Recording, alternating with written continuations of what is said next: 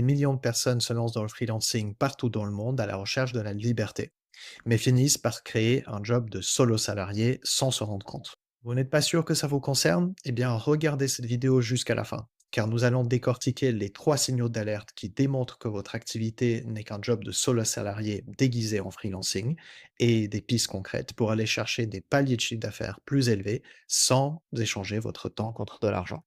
Donc peut-être maintenant vous vous dites, mais pourquoi je vous parle de ça? Eh bien parce que en tant que solopreneur qui a son business depuis aujourd'hui 9 ans, j'ai commencé mon activité en 2017, eh bien j'ai aussi traversé cette phase de solo salarié où j'ai changé mon temps contre de l'argent.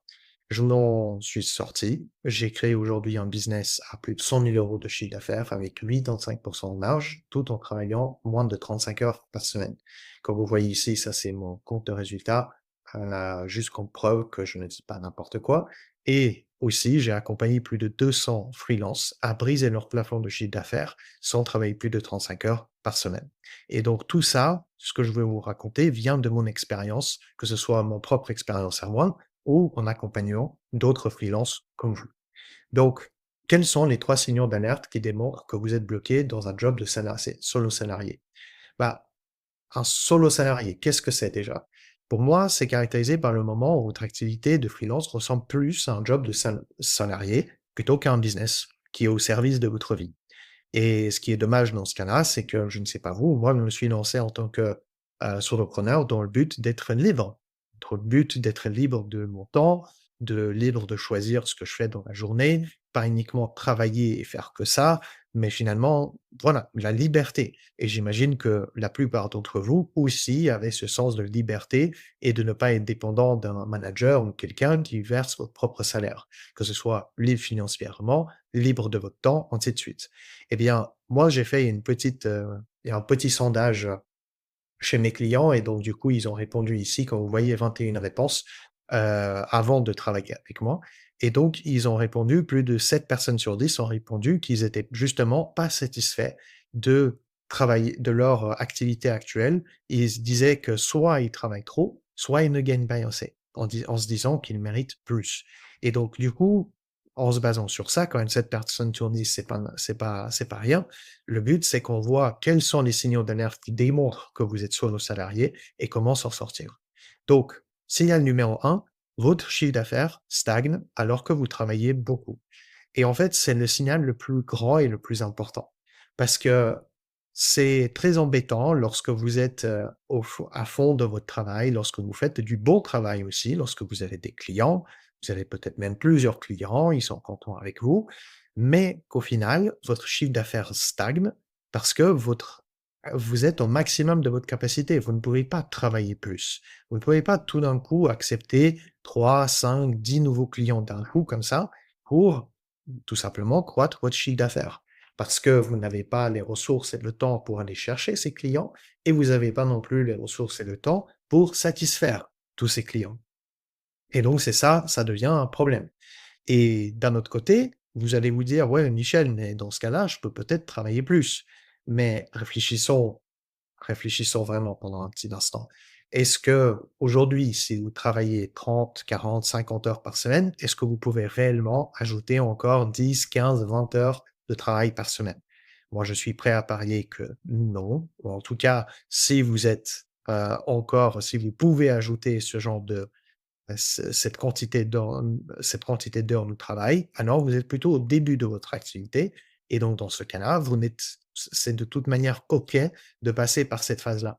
Mais là, je m'adresse surtout à des freelances un peu plus avancés qui sont déjà au maximum de leur capacité et donc aller chercher 10, 15, 20 heures de travail en plus, bah, c'est pas possible parce que, bah, sinon on crame, sinon on risque un burn-out. Moi, personnellement, je suis passé par là pour comprendre que c'est pas comme ça, c'est pas en travaillant plus que je vais gagner plus.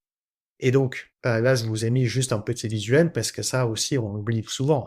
Mais le moment où on devrait arrêter de travailler, c'est pas au moment où on est à 2 ou 5 de notre énergie, où on n'est plus du tout efficace. Finalement, pourquoi se pousser? Pourquoi pousser notre propre corps jusqu'au bout, alors que déjà de base, on n'est plus efficace et donc ça ne sert à rien de continuer à travailler dans ce cas-là. Voilà. Donc la question, c'est comment s'en sortir? Bah, Comment briser son plafond de chiffre d'affaires sans travailler plus? Eh bien, moi, je vous conseille de suivre les 3 étapes et dans cet ordre chronologique. Déjà, commencez par revoir votre méthode. Listez les choses, qu'est-ce que vous faites au quotidien et absolument toutes les choses que vous faites. Commençons par les réponses aux messages, l'envoi des mails, les missions clients, la création de contenu, les visios, tout ce que vous faites. Et essayez de faire une auto-évaluation de tout ça. Est-ce que chaque tâche est réellement importante? Est-ce que chaque tâche m'amène à un résultat? Ou est-ce qu'il m'amène plus de chiffre d'affaires? Posez-vous ces questions et essayez déjà par ça, éliminer et mettre de côté les tâches qui ne vous amènent pas de résultats ou pas à un chiffre d'affaires plus élevé. Donc justement, ça c'est important parce que ça vous permet déjà de libérer du temps sur votre agenda qui est déjà extrêmement complet. Et avec ce temps qui est libéré, bah là, du coup, la deuxième étape qui est importante, c'est devenir un créateur d'un système. Un système, c'est pas juste une stratégie, mais c'est une stratégie que vous pouvez exécuter encore et encore sans charge mentale en plus, parce que vous savez exactement qu'est-ce qu'il faut faire et vous savez exactement que ça vous amène un certain résultat que vous souhaitez. Il y a un système pour tout. Il y a un système pour votre création de contenu, il y a un système pour la vente, pour la prospection, il y a un système d'onboarding, il y a un système pour l'intégralité de vos offres, comment vous délivrez vos services, il y a un système pour tout. Et le but, c'est justement de systématiser tout votre business pour justement enlever de la charge mentale lorsque vous vous sentez un peu plus fatigué ou un peu moins motivé et pour se reposer sur ces systèmes. Voyez des systèmes comme une certaine assurance sur votre business et que ça soit votre activité puisse rouler sans forcément que vous soyez vraiment à 100% ou même présent tout court dans votre business. Voilà. Et troisième point, commencez à déléguer les tâches à ROI faible. Donc, la délégation, oui, ça fait peur, mais finalement, lorsque vous avez déjà des systèmes en place, où vous savez exactement comment tout se fait, ben, il n'y a plus besoin de faire tout par vous-même à ce moment-là. Et donc, surtout les tâches qui sont simples à faire, où il n'y a pas besoin de beaucoup de créativité, où vous ne prenez pas beaucoup de risques en donnant ça à quelqu'un d'autre, bah, utilisez ces tâches-là pour les déléguer à quelqu'un d'autre. Parce que là, je vous montre un autre visuel qui est important à comprendre. Déléguer, ça crée un effet de levier. Et comment expliquer ça? C'est que imaginez si votre tarif horaire est à 100 euros. Donc pour une heure travaillée, vous générez 100 euros. Eh bien, vous déléguez quelque chose à 20 euros, vous faites un profit de 80 euros. Super. Donc là, vous faites déjà un petit profit si vous déléguez. Mais non seulement ça, mais on oublie souvent qu'on récupère une heure de travail en déléguant. Et donc, puisqu'on valorise notre heure de travail à 100 euros, eh bien, notre profit au total devient 180 euros. Donc, très rapidement, juste avec une tâche d'une heure, on a créé un effet de levier et on a créé un effet où on est capable de gagner plus sans travailler plus. C'est ça qui est génial. Et c'est pour ça que la délégation, elle est extrêmement importante à maîtriser.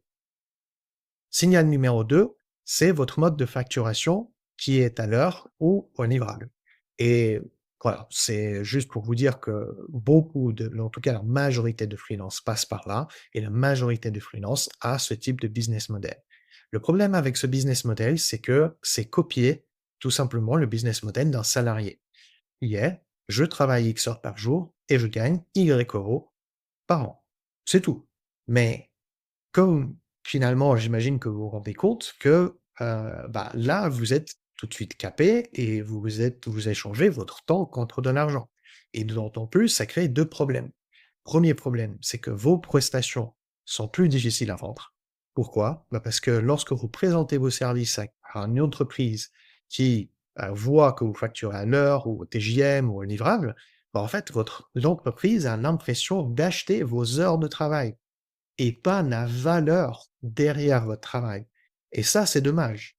Parce que si elle comprend vraiment la valeur que vous travaillez, bah, tout d'un coup, elle peut mettre plus d'argent pour vos services. Mais parce que vous ne facturez qu'à l'heure ou au livrable, bah, du coup, vous ne pouvez pas maximiser votre revenu en se basant sur ce que vous êtes capable de faire.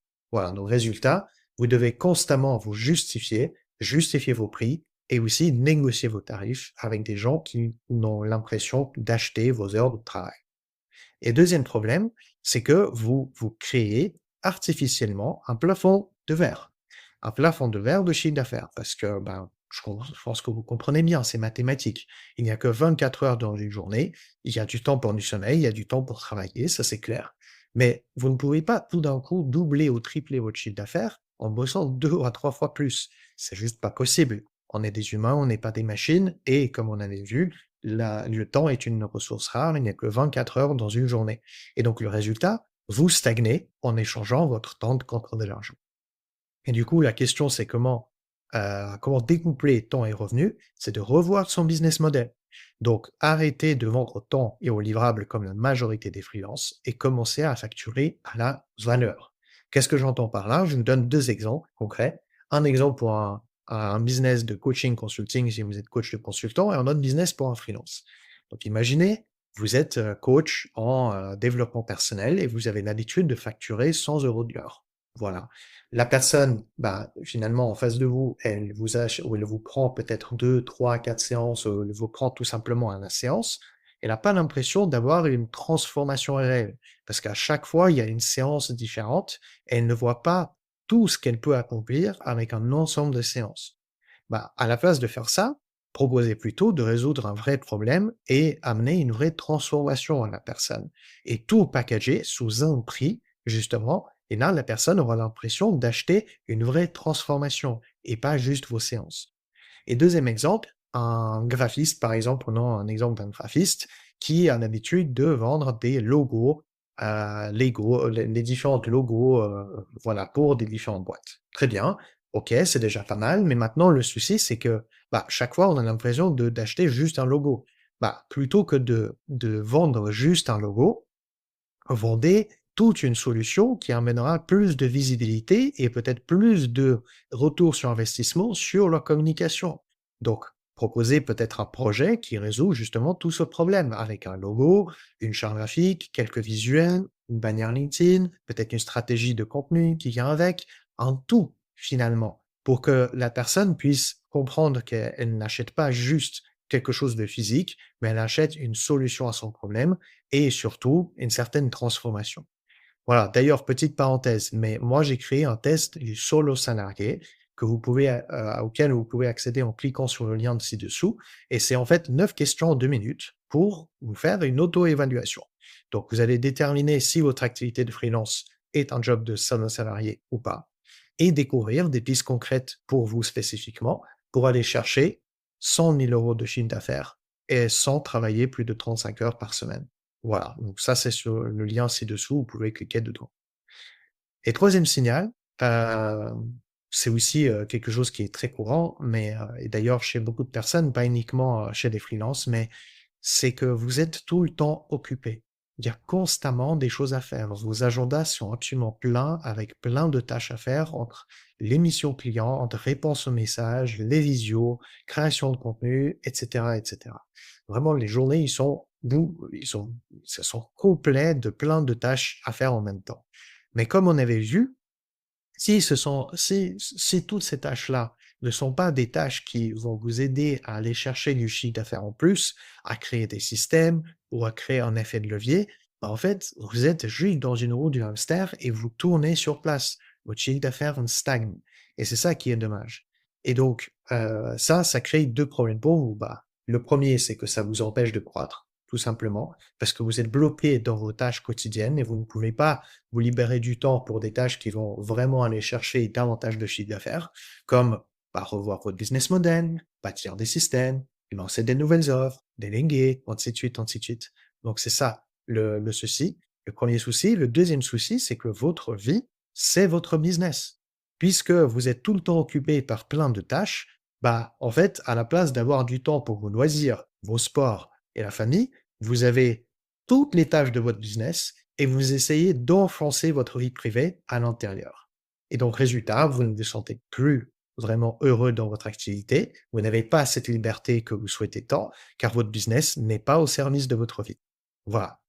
Mais du coup, la question maintenant, c'est comment travailler moins, comment s'en sortir? Bah, on revient aux 3 étapes que je vous ai présentées tout à l'heure, dans l'ordre chronologique. Revoir votre méthode de travail et vos tâches au quotidien. Ensuite, devenir un créateur de système et finalement commencer à déléguer les tâches à aérogènes pour créer un effet de levier. Petite parenthèse dernier et rappel, j'ai créé un test du solo salarié auquel vous pouvez accéder en cliquant sur le lien ci-dessous pour justement faire une auto-évaluation. Et par la suite, vous déterminez aussi des pistes concrètes pour aller chercher d'autres paliers de chiffre d'affaires sans travailler plus.